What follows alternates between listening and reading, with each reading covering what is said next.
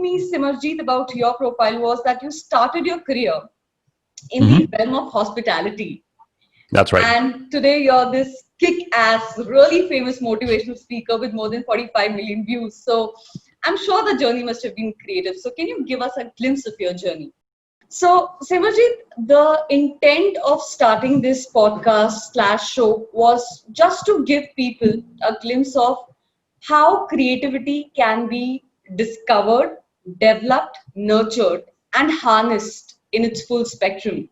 And get all these great people together who have led unconventional careers, have a very unusual career trajectory to really Mhm. discover. And today they're harnessing their creativity in full throttle.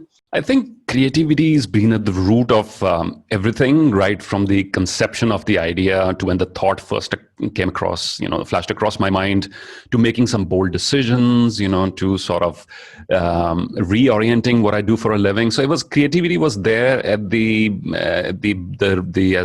the foundation of all of these ideas right from the beginning. The process, the ability to think differently, the ability to think ahead of the curve, and the ability to think differently from what other people might be doing at the moment. It's important to note that right from after my matriculation, the decisions that I've made have been going against the accepted family and social norms. So I come Oh, from a family of doctors. It was expected of me to follow that track. I defied that by choosing business studies, what we call commerce here in India. Every decision that I took, and then studying hotel management, which was against, it wasn't planned. It happened by chance. So a lot of these different sort of turns away from the normal happened to come by chance, but they took me into an entirely different path. And then traveling across the world for the next 8 years, and then in 2007 sort of this thought started emerging in my mind that there is more to what I can do, that I feel I feel that my creativity is stifled. I feel that I have great ideas but perhaps not the right environment to put them into place. So that's and I always share this with my viewers across the world. I say that when you ask yourself the right questions, you get hmm. the right answers. And the right question that I started in asking myself in 2007 was, what do I need to change? What sort of major decisions do I need to make? Yeah. What risks will it involve? And what is that will fulfill you? So, there's one paradigm of this is I will keep complaining about why I'm unhappy today, why I'm miserable, why I don't like what I'm doing. But the other way is, okay, let's harness that energy. Let's find out why. And then let's move to what will fulfill me, Hmm. what will give me satisfaction. Hmm. And then sort of creative ideas begin to emerge. You start start doing a self analysis of what my strengths are. Am I getting to use them enough in my current job? If not, what could be a profession for me which will allow me that sort of an environment? So this was the shift that happened, and creativity has been the foundation of this entire, and to all the unconventional decisions, Ridhima, like we spoke earlier, to being based out of the city of Jalandhar in Punjab, a tier 2 city, Yeah. to not moving to Hyderabad or Bangalore or Mumbai or one of the happening places in India, to all that. So the creative ideas and have been a part of sustainability, of sustaining this entire enterprise and what I'm doing today. Yeah. So, Simerjeet, from your journey, is it fair Mm-hmm. to say that if you want to do anything creative or start a creative endeavor, having these conflicting ideas, having diversity is important? Diversity is your bank. Diverse ideas, they're like your bank that you can go to and say, hey, this situation would want something from here, and this situation perhaps the solution is here. So the ability to hold conflicting diverse ideas at the same time in your mind without allowing one to become dominant over the other, the Yeah. ability to nurture and welcome these parallel sort of lines of thought, and the ability to be flexible in the moment to say, hey, we'll find out what will work best in this situation. That's what creative people do. So Apple, for example, the new headquarters in Silicon Valley, they have this huge, if you've seen the image, this huge ring-like thing, and they've got hectares and hectares of forests outside, right? They ordered so many trees that they virtually triggered a tree shortage in California, because they know from experience the best ideas come when you're taking a walk in the woods, and they would encourage their R&D and their engineers to go take a walk in the woods, because when the mind is sort of away from technology, away from other people, in that sort of silent space, so many beautiful ideas come. And I think that's also the space where you can reconcile any sort of conflicting ideas and decide what's the best course of action. So a creative individual is one who is holding multiple opinions and who then has the ability to connect the dots as he moves forwards. I think Steve Jobs said this beautifully when he said, creativity is nothing but connecting the dots. And I find it fascinating. It's not like a creative person is inventing something new all the time, which did not exist before. They are looking at what's already available, and they're connecting the dots in a beautiful way to serve humanity or to add value to the economy. Take Mark Zuckerberg, for example. He did not invent the internet. He did not invent digital cameras. He did not invent all of the networking spaces also. He did not invent social media per se. MySpace was happening before Facebook came around. What he took was studying, because not many people know this, Mark Zuckerberg was studying psychology parallel to computer science. So psychology 101 and computer science at the same time. So the ability to draw upon from both those fields and say, hey, what's one of the dominant needs of human beings? It's to show off, right? If I'm one is to tell other people, to express myself, what's happening in my life, right? So if I'm traveling somewhere nice, I would want to take pictures and tell my friends, hey, I'm here today. If you want to be more creative, expose yourselves to multiple opinions, expose yourselves to multiple experiences, to multiple places, multiple ways of doing things, right? And you would be surprised how, when the moment arises, that you have the ability to say, to go into that corner of your head and say, I know what's going to work here. Yeah, I think I had read somewhere that creativity is about holding two opposing ideas in full tension. And I think that gets completely encapsulated in the story that you just narrated. I want to know from you, when you reflect in the hindsight, what are the things that you did while you was, studying hospitality, or you were in that juncture of your life, that led to bolstering of your creativity? I think top of that list with credit will go to my parents. So I had parents who would give me the ability, the space, the time, the permission to do what I wanted to do. I think that was a blessing. That was a huge blessing. I did not have helicopter parents. I did not have parents who wanted me to follow a certain path. I had a mother who was pretty laid back. Jo tera dil karda kar la, so she would say in Punjabi always, do what you want to do, right? So I'll share with you a very short story. In front of the house that we lived in, I grew up in a very small city in district Gurdaspur called Batala. So in front of our house was this residential plot, which was about 250 square yards. And it belonged to somebody who was living away, and therefore it was now currently being used as a garbage dump. You know what happens in India. If you have a vacant plot in a residential area, you don't even need to put up a notice there, throw your garbage here. People tend to start doing that. I disliked it as a child. I'm talking about grade 6. So I talked to my mom, summer holidays, June and July of North India, temperatures hovering between 40 to 42 degrees Celsius. I said, look, I want to do something about this. I'd like to clean this up. It's right in front of our home. I don't like it. We could perhaps have a vegetable garden. She looked at me as if I'm talking about going to the moon or something. Is this little 6th grader talking about cleaning up this entire plot by himself and growing up vegetables? Should do what you want to, right? So that would be a standard parenting technique of my mom. Do what you like to, son, right? And she would give me that freedom to do that. So summer holidays those days used to be like 60 days long, right? 2 months, if you remember. I had this whole gang of friends around the neighborhood, but nobody wanted to come in the heat of June and July in North India and just do this sort of silly exercise. So I started by myself. And those lessons stay with me till date. The ability to initiate something all by yourself when you have nobody standing with you or nobody believing in your crazy idea. I said, fine, you don't want to do it? I'm going ahead. So I took what we call in Punjabi a kai, which is sort of this instrument to move away rocks, etc., clean up the land. And then my mom saw my commitment for the next 3-4 days. She knew somebody who brought in a tractor. They cleaned it, and the next thing we started planting all sort of vegetables there. And the next thing, my entire gang of friends was now more interested in doing this than ever before. So I now have this huge following. So the lesson that I learned is this: leadership does not start with preaching about something or announcing your grand creative idea. Leadership involves start doing something, and once people see something happening, they join in. They see the social proof and they say, this guy is so committed, he's actually going to do something out of it. Working on your own, and then the ability to draw the people to your mission, those sort of things. What else did I do to enhance? I think I've always been a very curious person as far as technology goes, and I believe now we're living in an era now. People that who are not technology friendly might find it very hard to cope up with this new normal, and that again goes to back to grade 10th. So after passing out from grade 10th and before 10 plus 1 11th would begin, we would have a couple of months in between, about 3 months in between, like a long break before college would begin. So I had this computer center. I'm talking about 1994.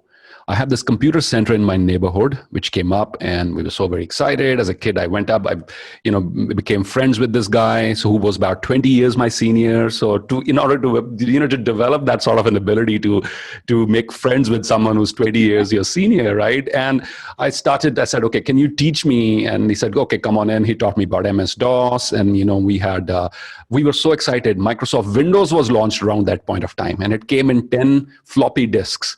And so we would install Microsoft Windows. I would spend so much additional time just learning, browsing. Now, computer as a subject had not been introduced in our school, but I was just learning by doing.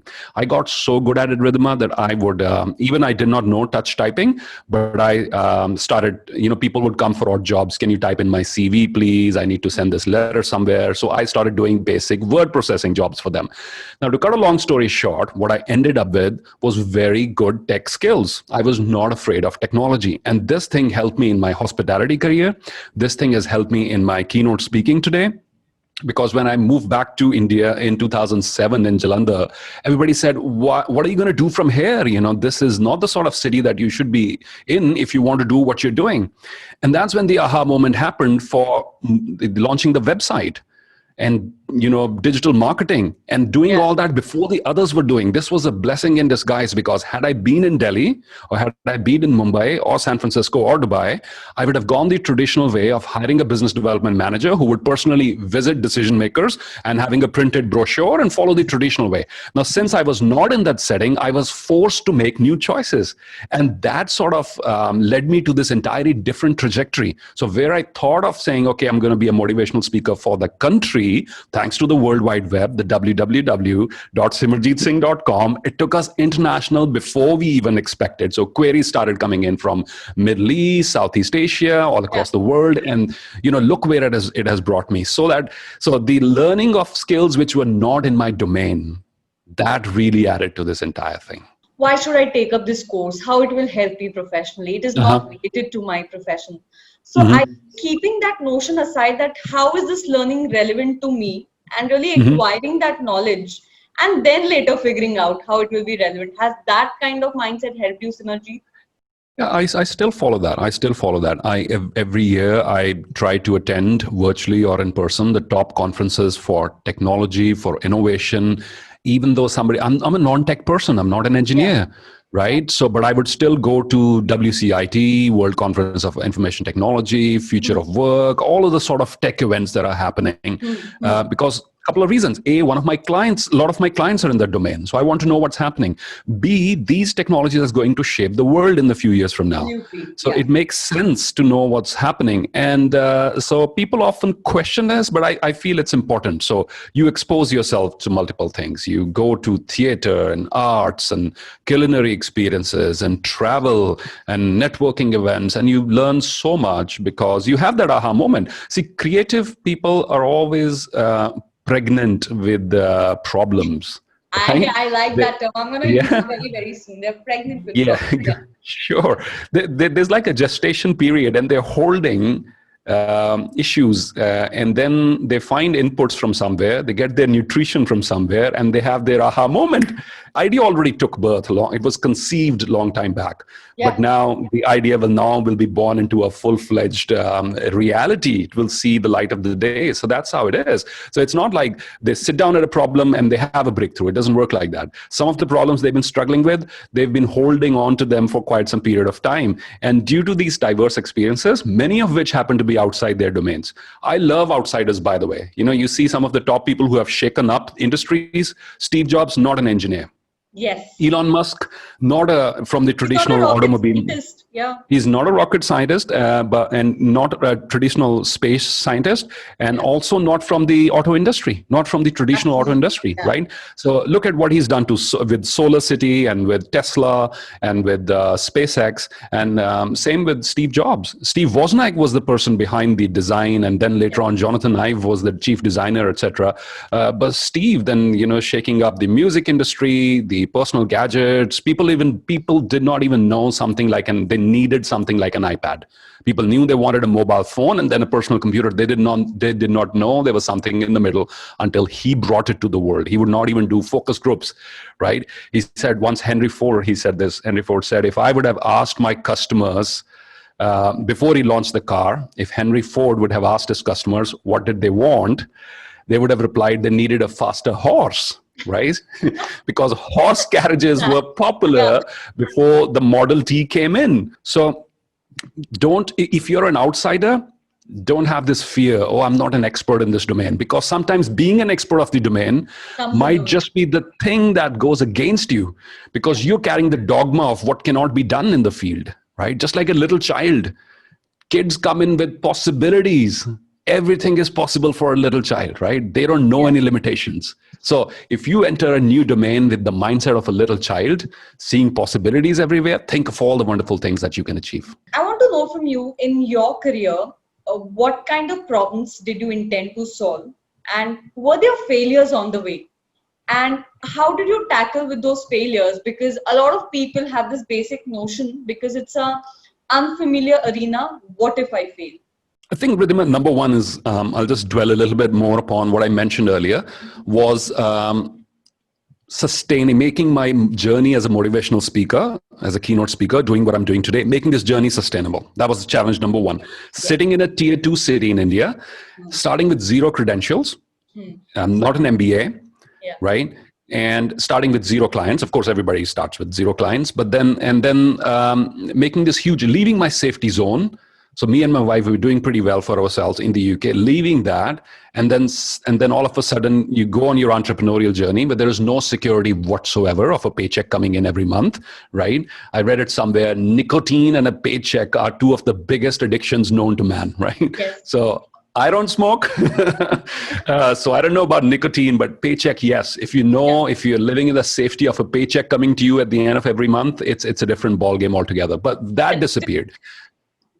So it's like being a hunter once again. I use this analogy very often. The hunter, there were no jobs 10,000 BC. Think about that. What was the employment rate in 10,000 BC?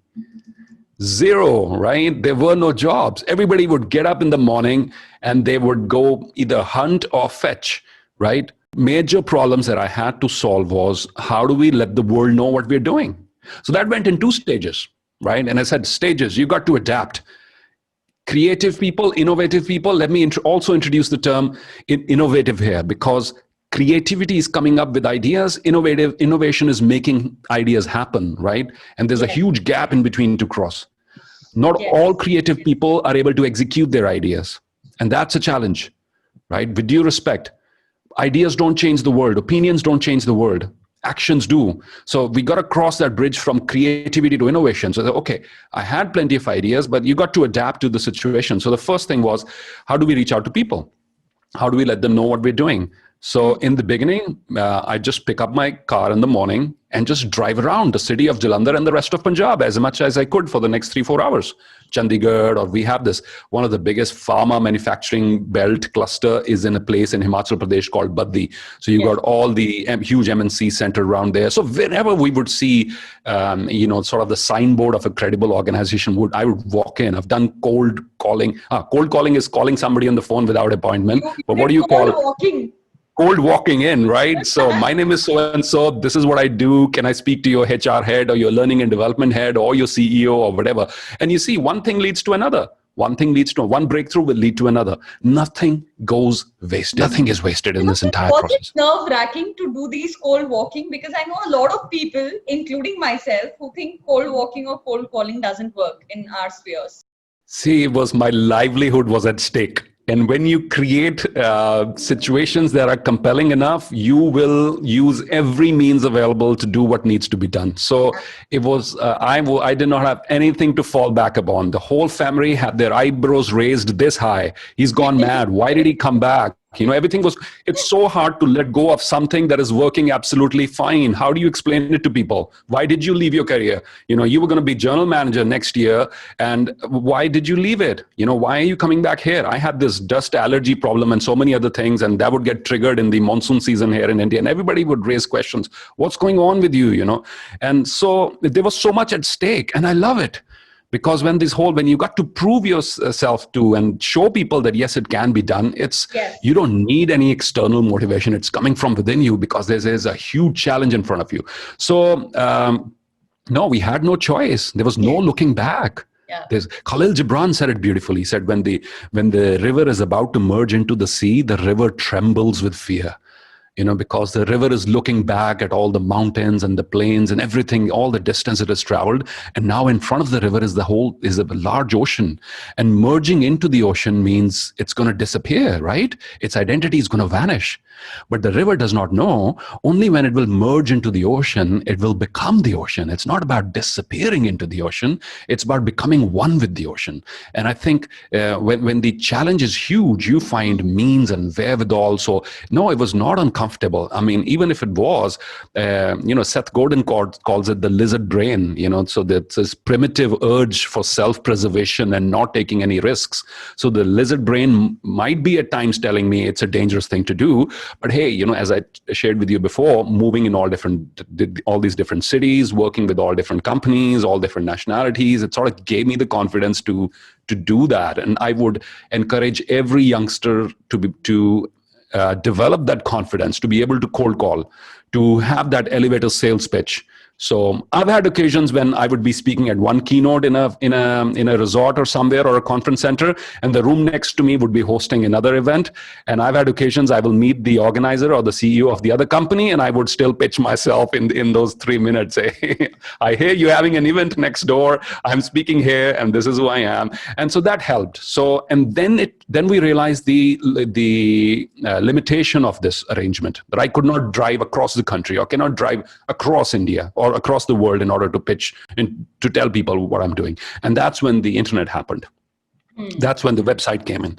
And that's when we were one of the first ones. At that point of time, I think only 3 or 4 people were like full-time professional motivational keynote speakers back in 2007. And many of them were established authors and best-selling authors, so on and so forth. I was the newcomer, the new kid on the block. And then, therefore, we used technology. And the good part is nobody saw it coming. People really underestimated what we could do. And there was no competition online. And that really helped. So that was the next stage. Moving on to, from cold calling to moving on to inbound queries, on the internet, using social media, using search engine optimization, using other things. And that really helped us transcend all those barriers as well. So innovation has been a part of the journey every step of the way. And now that since the lockdown happened and COVID-19 happened, to reinvent the entire game, you can't physically travel to the location anymore. You've got to get very good at using technology in order to bring your voice and bring that experience and bring smiles on people's faces and involve them and engage them through a virtual medium. I think I should pat myself and my team on their backs for having done that very well. Thank you. Over the last 8 months. What is the central difference between being an employee and an entrepreneur? What are the fundamental changes that happen? And secondly, how have you, I'm sure along these journey, there must have been rejections as well. So how did you let those rejections not come in the way, but rather reconfigure you? I'll take the rejection one first, and then we'll talk about the differences between entrepreneur and employee. Rejection, the thing is to not take it personally. The thing is to understand the person is not rejecting you. Don't wear your self-esteem on your arm, right? Don't wear your self-worth on your arm, and to understand that, to not take it personally. You are not being rejected. The product or service you are offering is being rejected at them. Or in some cases, it's not even rejection. It's about, it's not suitable for that enterprise at that point of time. And it will happen in one way or the other. We still have so many wonderful friends, people who never used our services, but were part of this exercise of us reaching out to them. And then because the world is so small, we've bumped into them along this journey in many different ways over the years. And they'll be like, wow, I'm so happy for you. And you're doing this today and doing that. So understand that, as I said earlier, nothing is wasted in this entire exercise. Even they call it the butterfly effect. I'm sure you must have heard about it, Ridhima, the butterfly effect. Even when the butterfly is flapping its wings, or even if you throw a pebble in the water and the waves that it is creating, it's spreading across the universe, and something is going to shift. Something is going to change. Something is going to improve. You may not see it today, you may not see the results of it today, but it all adds up in the long run. And I think we should all understand that nobody ever got to the top in one single big leap. There's small steps, and sometimes you have to take a step back. Sometimes you have to change the ladder altogether when you realize you're going to the wrong groove, and that is part of the journey, right? It's never a straight line to anywhere, and the fun lies in adapting, in understanding, in course corrections, and enjoying the journey as well. So, I think we've been able to do that. As I reflect back on this, there are no regrets that I did not enjoy the journey. I've gone at a pace, and I continue to go at a pace at which I can enjoy the journey, and savor what's happening. So, rejection, don't take it personally. I love Jack Canfield's mantra, SW, SW, SW, SW. Some will, some won't. So what? Someone's waiting. Some will, some won't. So what? Someone's waiting. So someone else is waiting for what you have to offer. It's a whole world out there. There's a whole world out there. Someone else is waiting. Don't take it personally. Move on to the next one and learn what you can through that experience. To answer your first question, which was the difference between an employee and an entrepreneur, I think employees can cultivate an entrepreneurial mindset. Yeah. If they have to, which would be very helpful for their career progress, or if they want to be entrepreneur someday or solopreneur someday. Yeah. But fundamentally, the way I look at it is that entrepreneurs are working 24/7. even when they're not, you can't say, okay, I've got someone else in the office thinking about the next big idea for me. Or it's time for me to go now. It's 5 p.m. or it's 6 p.m. and it's time for me to sign off now. And I can mentally also sign off from that process. I don't think entrepreneurs mentally ever sign off from that process. There's always something cooking here. There's always that next idea. There's always that next initiative, the next strategy. So I call it the entrepreneurial mindset, which anyone can cultivate, even if you are getting paid by an enterprise for a monthly salary. The second aspect is problem solving. Entrepreneurs understand the bigger the problem you're solving, the more money you're making, right? Very simple. The bigger problem you can solve, the more money you can ask from the market in a free market economy.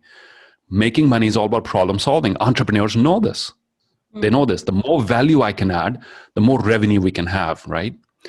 Employees sometimes develop a misconception of which a fixed salary is bound to bring in, that misconception that money is paid for my time.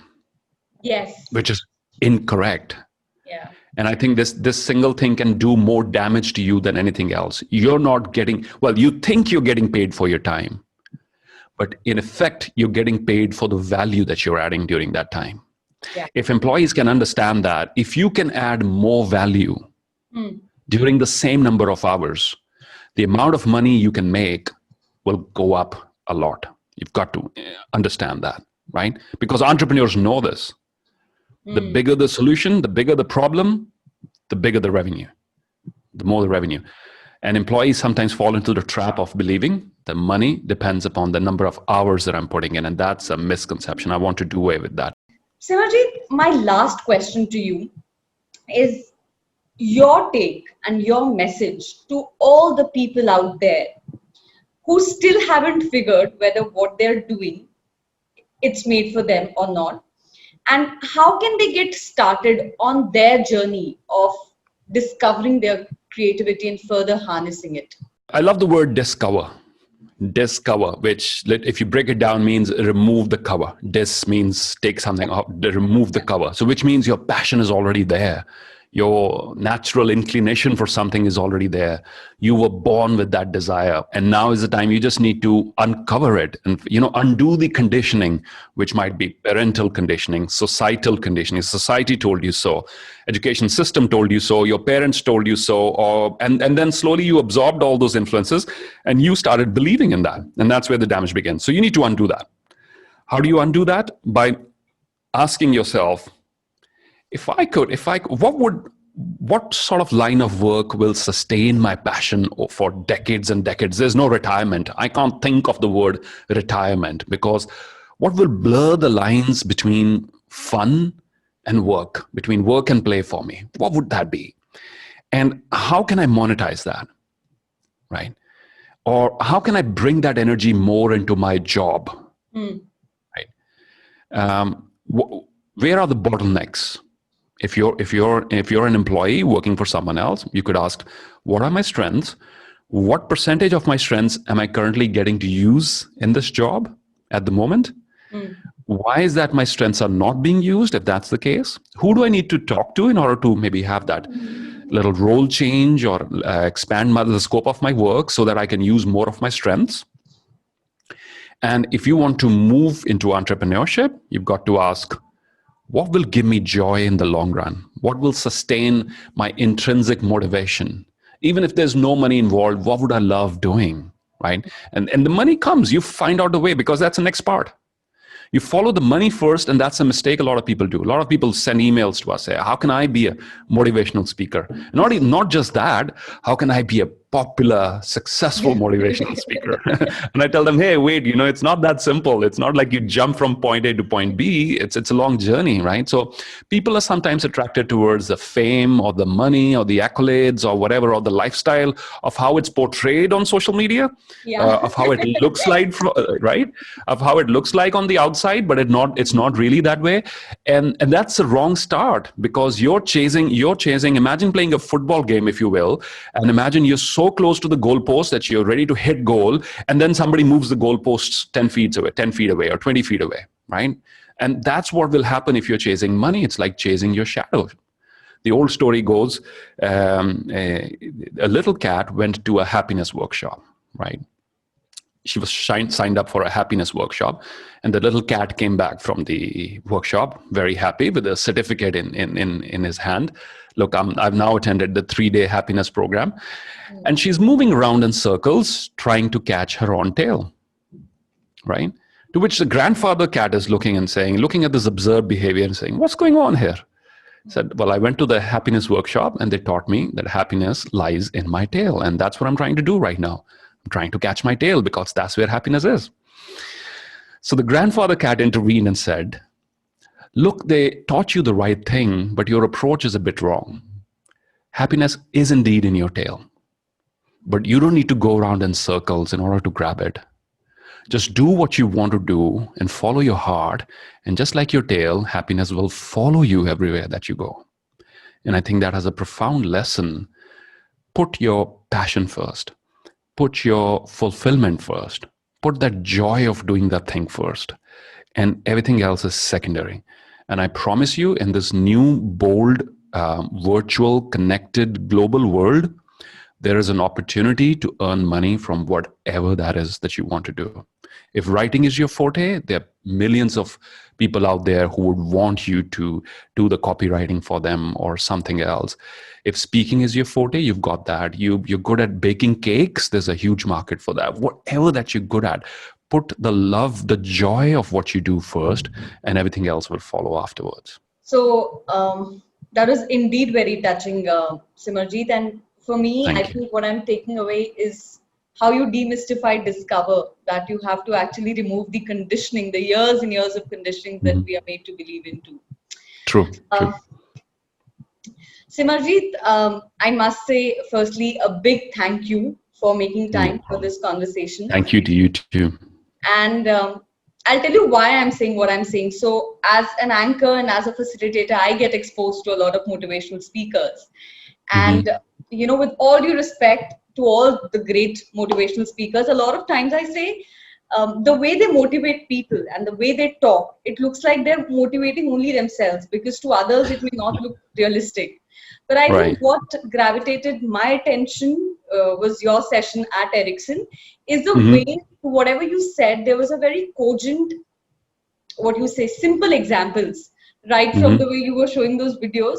So I Right. made it very relatable. And I thought, whenever I launched, because that was the time when I was pregnant with the idea of Creativity Rules, and I had just set my eyes and vision that you will be the first person Thank you. inaugurating the show. So thank you for Very making it happy. happen. Very happy to be part of the very first session. And I love the title, Creativity Rules. It does indeed. Yes. Creative ideas change the world. They have changed the world in the past, and they'll continue to do so. Yeah. Yeah. So thank you so much for making time for this conversation.